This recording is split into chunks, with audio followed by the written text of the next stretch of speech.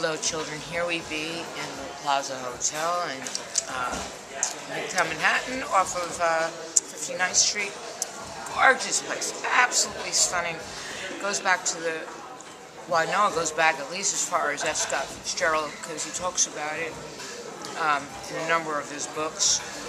It used to be one of the tallest buildings around, which shows how old it is. It was closed down a couple of years ago because somebody had the bright idea of turning it into condominiums, which was kind of dumb, you know, as it died a death. So as you see now, it's kind of a little bit dead, but you know, it still gets people in. It's very expensive. I love New York City hotel bars. So if you want to have an overpriced cocktail in a beautiful setting, you can't beat it. Some of these places have shows that you can pay a lot of money for. For instance, I went to see Eartha Kitt once in Carlisle. Saw Jack Jones, and I think it was the Oak Room. That was great. Jack Jones, if you don't know him, was a sexy white-haired guy who sang the theme from Love Boat and Hey Little Girl, very sexy, very white-haired, very Ralph Lauren.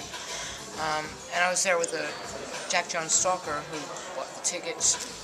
Very intimate room, and he was inches away from me, and I had to go to the ladies' room. So I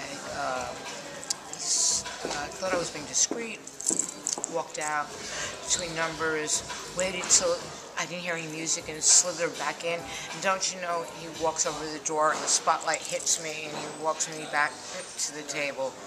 And I was mortified, to say the least, in a sexy, kind of hot way. I was mortified because it was nice holding hands with Jack Jones, but I told him it was CIA business and I couldn't talk about it.